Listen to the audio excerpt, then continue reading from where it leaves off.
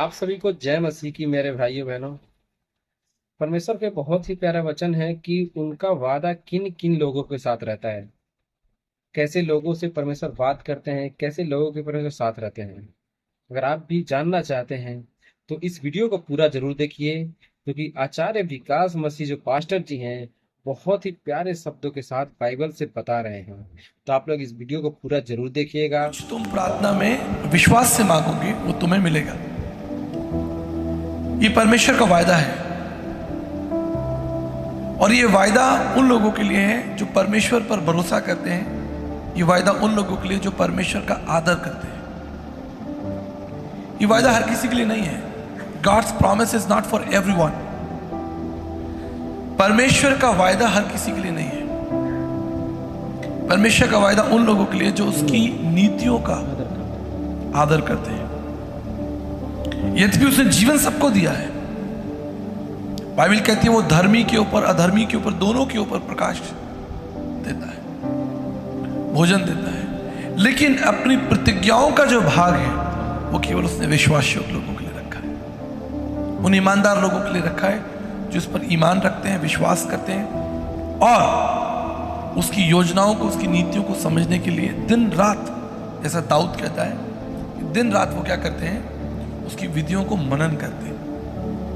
और इसलिए परमेश्वर ने आपको बुलाया है। सारे कामों को छोड़कर, सारी जिम्मेदारियों को छोड़कर आप इस समय यहाँ पर बैठे हैं ताकि आप परमेश्वर की विधियों को जान सकें, परमेश्वर की इच्छा को जान सकें। क्योंकि जब आप परमेश्वर की इच्छा को जानेंगे आप अपने जीवन में सफलता को देखेंगे। जब आप परमेश्वर की योजनाओं को और परमेश्वर का आदर करेंगे, उसकी योजनाओं का आदर करेंगे, आप देखेंगे कि कैसे आपके लिए धीरे धीरे मार्ग खुल जाते हैं।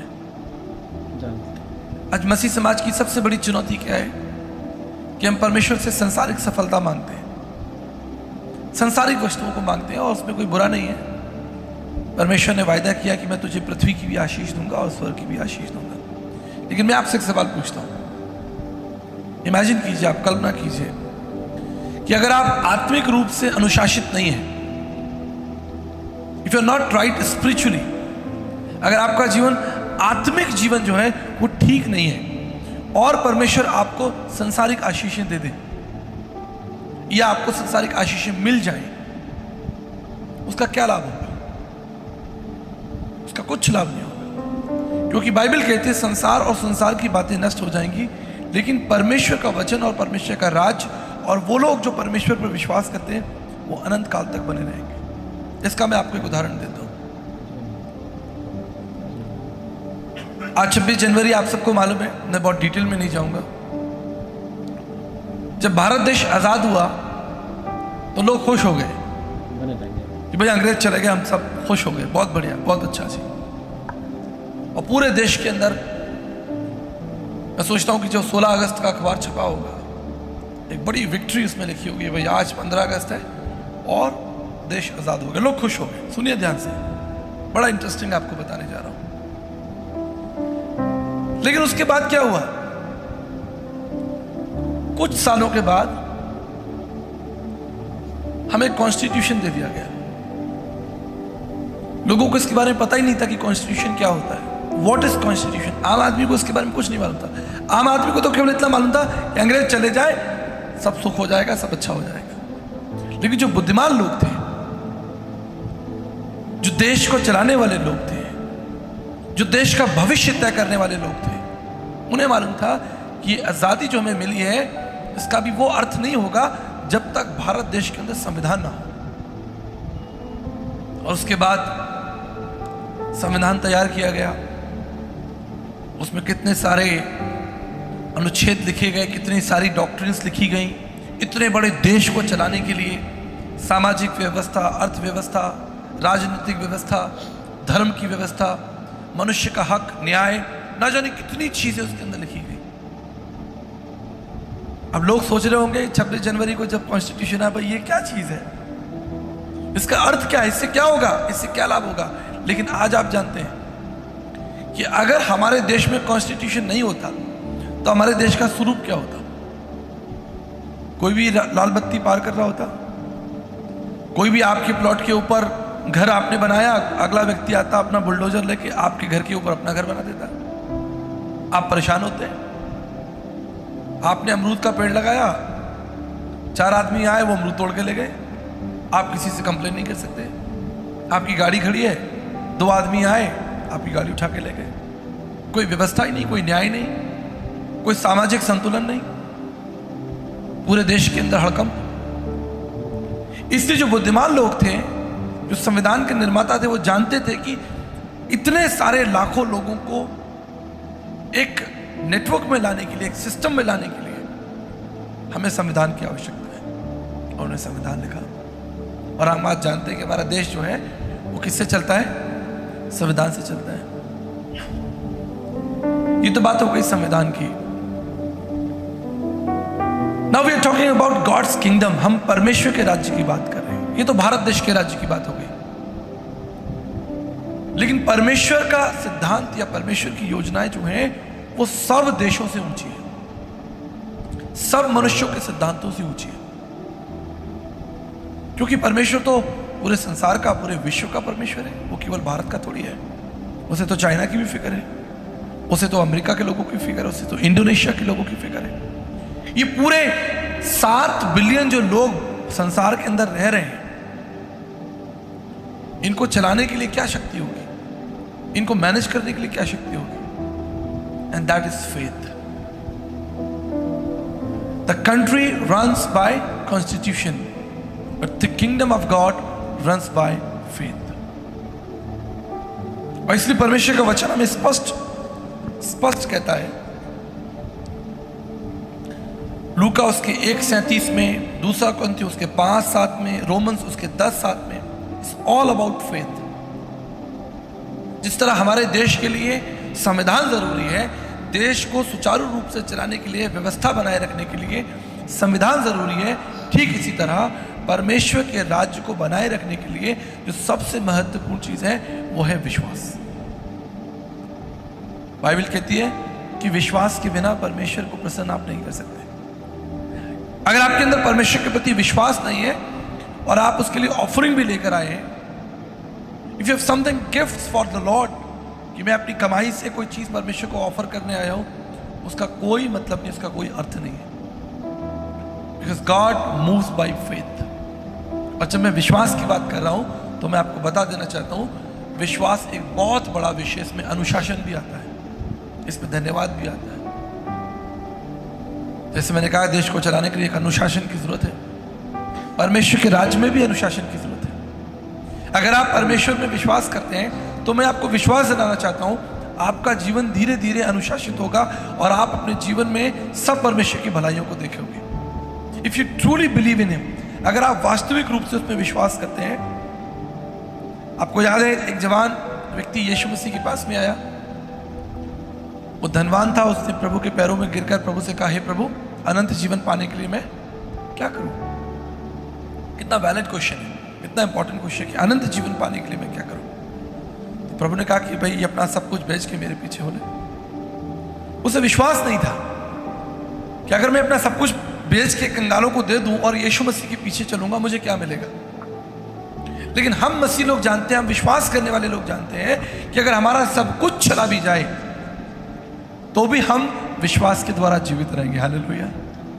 बाइबल कहती है विश्वास के द्वारा धर्मी जीवित रहेगा। मैं विश्वास करता हूं, इस मंच पर खड़ा हूं, मैं विश्वास करता हूं अगर मेरा सब कुछ ले लिया जाए, सारे बैंक अकाउंट्स ले ली जाए, सारी गाड़ियां ले ली जाए, सारी धन संपत्ति भी ले ली जाए, मुझे पूरा विश्वास है कि मैं जीवन भर परमेश्वर की कुशलता को देखूंगा और जीवन भर मैं तृप्त रहूंगा। क्योंकि जिसने विश्वास किया उसे कभी धोखा नहीं मिला। अगर कोई परमेश्वर पर सच्चा विश्वास करे, मैं आपको यकीन दिलाना चाहता हूं उसके संग कभी धोखा नहीं होगा, क्योंकि परमेश्वर ने खुद आपसे कहा, उसने लिख के दिया है, is a God who rights and gives you. मनुष्य तो बोल के निकल जाता है, लेकिन लिखित में जो देता है वो पकड़ा जाता है। आपने मुझे लिख के दिया था। इसी कोर्ट कचहरी में हम जब पेपर बनाते हैं तो हम लिख के देते हैं, साइन करके देते हैं, तो डॉक्यूमेंट माना जाता है। सरकार उस डॉक्यूमेंट को मानती है। संविधान की बात कर रहा हूं। अगर आप किसी व्यक्ति को कुछ लिख के दे दें पेपर पर, नोटरी करा के दे दें, या सरकारी पेपर पर आप साइन कर दें कि भाई मैं ये घर आपके नाम करता हूं, वो घर उसके नाम हो गया। Because writing is important. Constitution जो है वो हवा में नहीं है, कॉन्स्टिट्यूशन लिख कर दिया गया है। आप समझ रहे हैं मेरी बात? इससे हर आदमी उसे पढ़ सकता है, समझ सकता है। अगर कोई कॉन्स्टिट्यूशन का दुरुपयोग भी कर रहा है तो भी वो समझ लेगा कि नहीं भाई, कॉन्स्टिट्यूशन में ऐसा लिखा, ऐसा नहीं लिखा, ये बात सही लिखी है। परमेश्वर आपके संग व्यवहार कर रहा है और परमेश्वर अपनी बातों को, अपनी योजनाओं को आपके साथ लिख कर दे रहा है। That is important. इसलिए मैं आज आपको इंकरेज करना चाहता हूं। हम पढ़ेंगे इब्रानियों उसका 11 अध्याय उसके 6 पद को। इब्रानियों उसका 11 अध्याय उसके 6 पद को पढ़ें। विश्वास बिना उसे प्रसन्न करना अधूरा है, क्योंकि परमेश्वर के पास आने वाले को विश्वास करना चाहिए कि वो है और अपने खोजने वाले को प्रतिफल देता है। ये वचन कह रहा है कि परमेश्वर के पास आने वाले को क्या करना चाहिए? विश्वास करना चाहिए। अगर आपका विश्वास परमेश्वर में धूमिल है, कमजोर है, हल्का है, मैं आपको चुनौती देना चाहता हूं कि आज इस मीटिंग के बाद आप अपने विश्वास को परखिए कि मेरा विश्वास परमेश्वर में कितना है। और मैं आपको बताना चाहता हूं, एक महत्वपूर्ण बात बताना चाहता हूं। जब आप उस परमेश्वर पर विश्वास करना आरंभ करेंगे, जैसा मैंने कहा था, आप अपने जीवन में एक अनुशासन देखेंगे और अनुशासन आपके जीवन में बड़े बड़े कामों को लेकर आएगा, माइटी थिंग्स। जब मैं बाइबल पढ़ रहा था तो मुझे 2 घटनाओं ने अपनी ओर आकर्षित किया। एक घटना जब काना का विवाह था और यीशु मसीह वहां पर आते हैं और माता मरियम वहां पर है और विवाह चल रहा है, शादी चल रही है, और अचानक खबर आती है कि भाई जो दाखरस है वो खत्म हो गई है। तो मरियम जो है वो प्रभु यीशु मसीह के पास में आती है और उससे कहती है कि यहां पर दाखरस खत्म हो गई है। अब यहां पर इंटरेस्टिंग पॉइंट जो मुझे पवित्र आत्मा ने रिवील किया, वो ये रिवील किया कि मरियम को किसी चीज की कमी घटी नहीं थी। शी वॉज ओके, उसका घर पास में ही है और उसके घर में खाना है, पीना है, सब कुछ है, पर उसने अपने विश्वास को दूसरों के लिए इस्तेमाल किया, दूसरों की चिंता की। उसे विश्वास था। देखिए मेरी बात ध्यान से समझिए इस चीज को। जब हम विश्वास की बात करते हैं तो हम क्या विश्वास करते हैं कि इस विश्वास के द्वारा मेरा ही भला हो, ठीक है, मैं प्रभु में विश्वास करूंगा और मेरे सब काम बन जाएंगे। अब तक हमने यही सीखा है ना कि आप विश्वास करो आपको मिल जाएगा, आप विश्वास करो आपके लिए सब अच्छा हो जाएगा। तो यहां इस संदेश में मैं क्या देखता हूं कि मरियम ने विश्वास रखा और अपने विश्वास के द्वारा एक दूसरे परिवार की भलाई के बारे में सोचा, उनकी चिंता की। You understand? आपको वो 4 दोस्त याद हैं जो एक लकवे के रोगी को उठाकर यीशु मसीह के पास में ले आए? उन्हें विश्वास था, 4 दोस्तों को विश्वास था। वो व्यक्ति तो जा नहीं सकता चलकर यीशु मसीह के पास में, लेकिन उन 4 दोस्तों ने एक लकवे के रोगी को खटिया पर बिठाया, लिटाया और उसे ले गए यीशु मसीह के पास। उन्हें विश्वास है और वहां तक पहुंचना मुश्किल है तो वो ऊपर तोड़फोड़ भी करने लगे। उन्होंने दूसरे का घर ही तोड़ डाला यीशु मसीह तक पहुंचने के लिए। अपने मित्र को ले गए। मैं आपको बताना चाहता हूं, अगर आप विश्वास में मजबूत होना चाहते हैं, if you want to have a strong faith, जिसका फेथ मजबूत है उसके साथ खड़े हो जाइए। अगर आप कमजोर लोगों के साथ बैठेंगे, जिनका विश्वास कमजोर है, आपका विश्वास भी कमजोर हो जाएगा। आप समझ रहे हैं मैं आपसे क्या कह रहा हूं? पिछले दिनों मुझे किसी ने रील भेजी, अगर मेरे पास होगी तो मैं आपको ग्रुप में भेजूंगा। आप लट्टू जानते हैं? लट्टू क्या कहते हैं इंग्लिश में? टॉप। एक लट्टू गिरा हुआ था और उसके पास में किसी ने 2-3 चलते हुए जो लट्टू हैं वो छोड़ दिए। अब जो लट्टू चल रहे थे वो उसको टक्कर मार रहे हैं, जो बैठा हुआ है। बड़ा इंटरेस्टिंग था। फिर 3 लट्टू हैं, 3 लट्टू चल रहे हैं और एक लट्टू गिरा हुआ है, मरा हुआ है, ठंडा है। और धीरे धीरे इन 3 लट्टुओं ने उसे टक्कर मार मार के उसे भी चलता कर दिया। It was amazing. मैं उसे डाउनलोड कर रहा था लेकिन वो निकल गया, मुझे मिलेगा, मैं आपको जरूर भेजूंगा। Something very important God taught me through this small video. आपके विश्वास के द्वारा